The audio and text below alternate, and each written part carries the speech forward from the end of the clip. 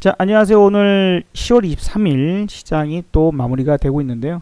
밤사이 미국 시장은 반등 시도를 해서 반등에 성공하기는 했어요. 뭐 약하긴 하지만, 근데 이제 S&P 500 요 보시면 딱 이 주황색 굵은 선이 20일 이동평균선이에요. 나스닥도 볼게요. 나스닥도 딱 20일 이동평균선. 그러니까 즉 우리가 전 고점에 와서 저항 만나고 밀리는 것도 자연스러운 거고, 그 다음에 미정도 밀렸으면 20일 이동평균선 지지받고 반등 시도하는 것도 자연스러운 겁니다. 자연스러운 움직임들, 그런 부분들이고, 만약에 이제 그런 자리가 이런 자리를 이렇게 하고 뚫리면 엄청 또 세게 올라가 버리는 거고요. 이런 자리가 지지받으려고 하다가 무너져 버리면은 또 다음 자리, 또 다음 자리, 이렇게 봐야 되는 게 있겠죠. 어쨌든 지금으로는 가장 기초적인 그런 기술적 분석, 차트 분석에서 가장 기본적인 내용만으로도 알 수 있었던 사항이 그대로 일단 적용이 되긴 했습니다.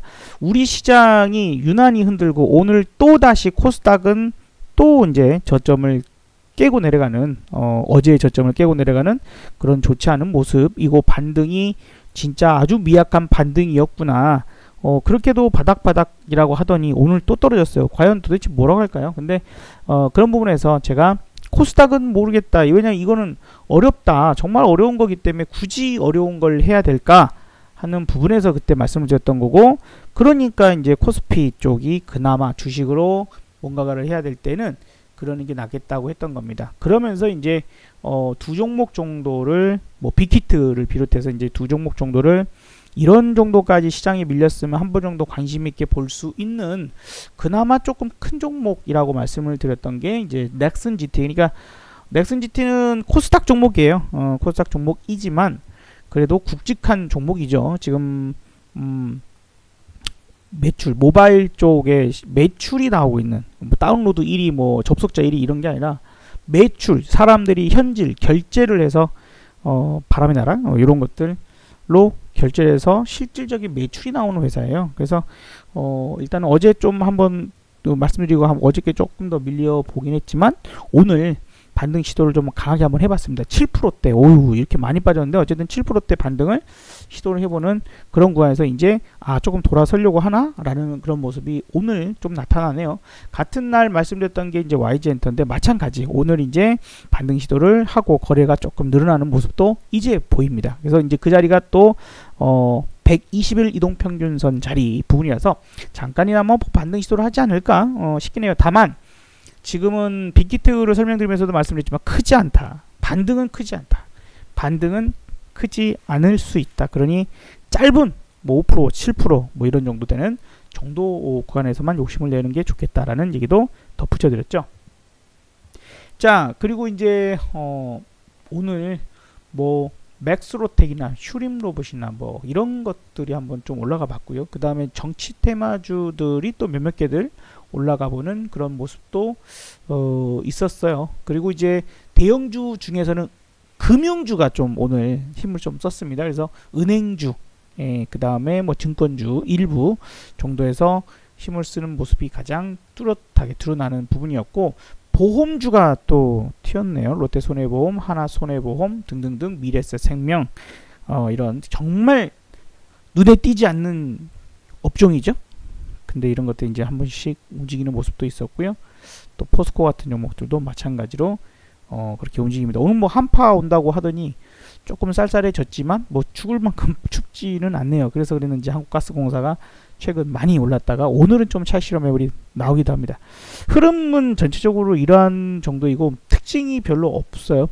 그 다음에 백신으로 인해서 사망사고 뭐 이런 부분들이 좀 있다 보니 아무래도 이제 그 몇몇 연관된 종목들의 움직임들이 크게 나오기도 합니다. 참고하셔야 되는 분이고, 그만큼 반대로 대응 자체가 어려운 그런 구간이다라는 것도 주식 쪽에서는 생각을 하셔야 됩니다. 자, 저는 이제 월요일날 어떻게 좀 대응에 대한 부분들을 생각하냐면, 월요일날은 이제 월요일날도 이랬습니다. 월요일날도 월요일 오전 중에 지금 우리가 미 대선 TV 토론도 끝났고, 근데 별거 없었죠.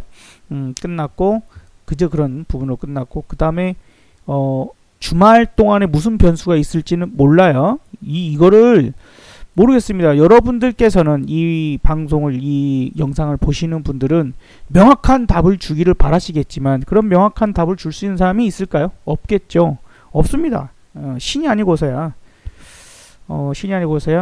명확한 답을 뭐 월요일에 올라가요, 떨어져요, 이거는 말씀드릴 수 있는 부분이 아닙니다. 그나마 확률이 매우 높을 때만 저는 말씀을 드리는 거예요. 그죠? 확률이 매우 높을 때만 말씀드리는 것 뿐입니다. 그때만 먹어도 돼요. 그럼 이제 확률적으로는 지금 월요일날 플러스로 시작할지 마이너스 할지 요거는 몰라요. 요거는 모르지만 이제 저는 이렇게 할 겁니다. 미국 시장이 오늘 밤, 그죠? 상승이든 하락이든 어떻게든 방향이 나올 거고 그 진폭이 있겠죠.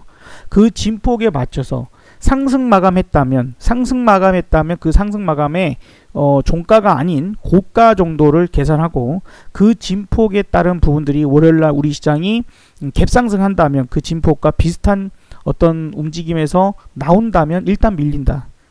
더 이렇게 막 쭉쭉쭉쭉쭉 치고 올라가는 시간이 길지 않을 거다. 밀리는 쪽으로 볼 거고요. 다만 밀려도 한 번은 땡긴다. 오전 중에 한 번은 땡긴다라는 관점. 반대로 미국이 하락을 했어. 하락했는데 미국의 하락에 비해서 우리 시장이 강하다 그러면 풋을 정리를 풋을 약간이나마 정리를 좀 할 것 같아요. 그리고 아마 콜을 잡지 않을까 싶습니다. 콜을 잡지 않을까 싶습니다. 그리고 시나리오를 가지고 맞게끔 대응을 해야 되는 거지 예측할 수 있는 영역이 아니에요. 예측이 쉬운 날이 있고 어려운 날이 있는 겁니다.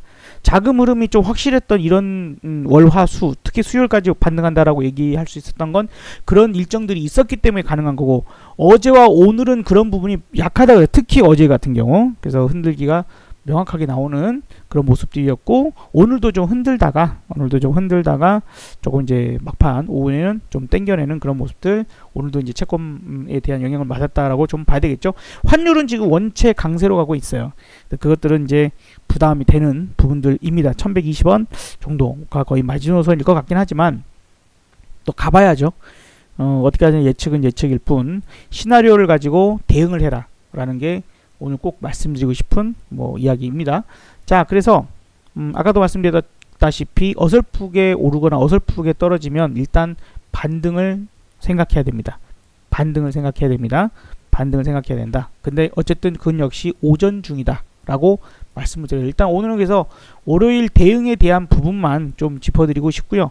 월요일날 여러분들한테 남겨드릴 수 있는 내용이 있다면 이제 그것이 주간 내용으로 말씀을 드려볼까 합니다. 아시겠죠? 이렇게 남겨드리도록 하고, 그래서 지금은 미국의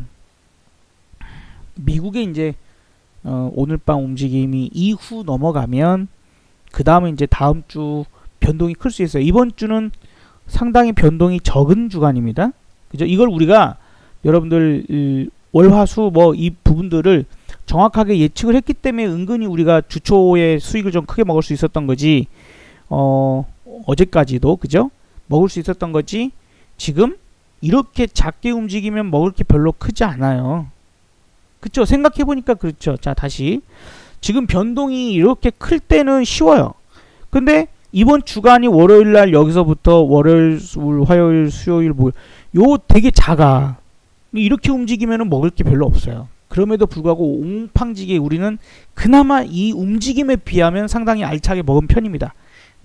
오늘은 좀 재미없었어요. 금요일날은 오늘은 좀 뒤로 갈수록 방향성이 확실치 않았기 때문에 오늘은 좀 재미없게 먹는 그런 날이고, 금요일날은 또 원체 또 그러기도 합니다. 지난주 금요일처럼 크게 움직이면 모를까, 오늘은 또 그렇지도 않았고, 그래서 횡보하고 작은 움직임 구간이기 때문에 콜풋 이런 ERW 부분에서는 이번 주가 어려운 구간이었어. 다만 우리는 그 흐름을 아주 명확하게 거의 딱딱 집어냈기 때문에 수익적인 부분이 나왔고, 그 다음에 남들은 지금 여기서 반등 나올 거다라고 거봐라 반등 나온다, 거봐라 반등 나오지 하면서 거기에 또다시 저점 몰빵했다가 다시 목요일 금요일 하락을 해버리니까 지금 또 옹팡지에 물려버리는 그런 상황들이 좀 나온 것 같기도 합니다. 많은 분들이 힘들어 하실 것 같아요. 누구나 쉽지 않은 그런 구간이고, 그렇기 때문에 정말로 우리가 여러 가지 전략을 생각해야 됩니다. 전통적인 방법만으로는 쉽지 않은 그런 구간이고, 이게 과거에는 없었던 일들이 일어나고 있는 것도 맞는 부분들이죠. 그리고 이제 코스피를 좀 더 구체적으로 보면 뭐 하고 있는 거죠? 횡보를 하는 듯 하면서도 뭐 하고 있어요? 횡보를 하는 듯 하면서도 진폭이 줄어드는 그런 부분들이라서, 이것 또한 이제 하나의 깃발이 이렇게 있으면 뭐 잠자리채 같기도 하고, 깃발이 이렇게 펄럭이는 것 같죠? 근데 이게 진폭이 줄어들고 있어. 그러면 즉 이제 조만간 위로 폭등을 하든지 밑으로 폭락을 하든지 둘 중에 변동성이 커지는 그런 구간이 된다라는 얘기죠. 거기서 방향은 얘기하지 않겠습니다. 지금 이번 주간이 일주일 내내 횡보하는 그런 모습이지 방향성을 갖고 뚜렷하게 움직이는 구간은 아니에요. 그런 상태에 이제 거의 끝 지점에 왔고, 이제 폭등 아니면 폭락으로 가는, 즉 11월 12일이 다음 만기인데 이때까지 변동이 엄청나게 커질 것 같습니다. 그것이 중간 이제 미국 대선이라는 큰 이벤트가 있는 상태이고, 요 상태에서 그냥 끝나는 게 아니죠. 왜? 지금 어찌 보면 코로나, 그쵸? 코로나 유럽은 다시 봉쇄가 들어가고 있고, 미국 역시 좀 심각합니다. 실업수당 청구 건수나 이런 것들은 좀 좋아졌지만 일단 뭐 그다지 좋은 모습들은 아니다라는 것 정도는 우리가 생각을 해야 되는 포인트인 것 같아요. 그나마 오늘 미국에서 렘데시비르가 지금 치료제로서 승인을 받는 그런 부분이 있었기 때문에 그나마 뭐 시장이 이런 많이 밀리지 않는 그런 모습인 것 같지만, 지금 유럽과 미국이 다시 한번 심각해져 가고 있다. 프랑스 확진자가 4만 명이 나오고 있어요. 어떤 사람은 그냥 감기, 조금 가벼운 감기 증상만 보이고 끝나는 사람도 있다고 해요. 그만큼 바이러스가 좀 힘이 약해진 것 같긴 하지만, 그만큼 약해지면 전파력이 세집니다. 말 그대로 바이러스가 너무 강력해버리면요, 그러니까 취사율이 높으면 바이러스 확산이 적어요. 왜? 숙주가 있어야만 퍼뜨릴 수가 있는데, 숙주가 다른 바이러스를 퍼뜨리기 전에 죽어버리면 못 퍼뜨려지는 거죠. 그러니까 취사율이 높을수록 감염자 수는 그렇게 많지 않습니다. 근데 이게 감기처럼 약해지고 있는 것이 변종이 생기는 뭐 부분이랄지 뭐랄지 어쨌든 간에 이것은 결국에 확산세는 커지는 이야기를 볼 수 있거든요. 그래서 지금 나도 그냥 감기처럼 그냥 걸리고 그냥 끝나버리면 좋겠어, 차라리, 이렇게 생각하시는 분도 있겠지만, 그건 몰라요. 나한테만 세게 나올 수도 있는 거고, 아직은 뭐 우리가 제대로 아는 질병은 아니니까 그러지 않았으면 좋겠죠. 어쨌든 그냥 없어져 버렸으면 좋겠는데, 지금 상당히 심각하다라는 것도 반드시 다시 알아야 됩니다. 일단은 경제가 마비가 되고 봉쇄가 이루어지고 있는 그런 상황이기 때문에, 그쵸? 계속해서 이런 지역들에 추가적으로 지금 밤 9시부터 아침 6시까지 뭐 통금, 뭐라 그러죠? 옛날에 뭐 통금이죠. 어쨌든 그래서 밤에 못 돌아다니게 하는 그런 게 지금 이제 시작이 되고 움직임이 나오고 있다 하는 부분들 잘 생각을 해야 되는 상황인 것 같습니다. 그래서 진짜로 말도 안 되는 그죠? 유럽은 통금을 확대하고 있는 상황이다라는 것을 잊지는 말자. 또 안 좋으면 또 이제 돈 풀겠지, 이런 부분들이 이때까지는 먹혀 들어갔는데, 그죠? 이때까지는 코로나 심각하고 경제 안 좋으면 돈 풀겠지, 그러면 오히려 증시는 올라가는 그런 상황들이었는데, 과연 이제 앞으로도 계속 그런 것을 할 수 있을 것인가. 그리고 어쨌든 그것이 미 대선 전에는 어렵다는 거, 그래서 시장이 어렵다는 거 또 반드시 알아야겠죠. 어쨌든 그로 인해서 또 한 가지로 우리나라 환율이 매우 급격하게 원화 강세로 가고 있는 것도 잊으면 안 되는 상황이고요. 원화 강세로 가면 증시는 좀 오를 수 있지만 경제 전반적으로 매우 좋지는 않습니다. 좀 더 원만하게 이렇게 가면은 몰라요. 이렇게 천천히 가면 모르는데 갑자기 급격하게 이렇게 가는 건 문제예요. 중소기업들은 대비 못합니다. 중소기업들은 대비 못해요. 수입해가지고 와서 그걸 제품을 만들어갖고 다시 수출할 때까지 시간도 주지 않고 환율이 이렇게 움직여버리면 손해가 날 수 있습니다. 제품 만들어서 파는데 이익이 안 남거나 손해가 날 수도 있어요. 그래서 그런 부분들이 경제적 상황만으로 놓고 따지고 보면 마냥 좋은 것만은 아닐 수 있다. 이제 시간이 천천히 움직이는 것은 괜찮으나 급격하게 움직이는 것은 결국에는 긍정적으로 볼 만한 사항은 아니다. 한국이 뭐가 그렇게 좋아가지고 원화가 저렇게까지 강세로 가는가 하는 부분들에서는 천천히 움직여주는 게 좋은데 그렇지 않다라는 것은 리스크가 될 수 있다는 것도 참고하시면 좋을 것 같습니다. 자, 그래서 다음 주부터 방향성이 확대되는 것을 좀 확인을 하고요. 거기에 맞춰서 이제는 한쪽 방향을 이제 들고 있으면 그것을 작게 수익 먹으려고 할 게 아니라 크게 수익을 먹으려고 해야 됩니다. 작게 수익을 먹으려고 할 게 아니라 크게 수익을 먹으려고 해야 돼요. 그래서 이제 아마 요 수익에 합류해서 내가 이 수익을 먹겠다라고 하는 그 부분에 합류를 해서 할 거면 마지막 승차의 기회가 되지 않을까라는 부분들 생각을 좀 해보고요. 그래서 지난 2주 동안 우리는 매우 집중하기 위해서 매우 노력을 했습니다. 많은 것들을 포기하고 그죠? 집중하기 위해서 매우 노력했다 하는 부분들 아시는 분들은 아실 것 같아요. 자, 아무튼 수고들 하셨고 다음 주도 부디 건승하시고 변동이 상당히 커질 겁니다. 특히 코스닥이 반등 시도는 하겠죠. 이제 다시 전 저점 근처에 왔으니 반등 시도는 할 테지만 이 반등이 실패해버리면 매우 급격하게 떨어질 수 있다는 것도 참고하셔야 됩니다. 그렇죠?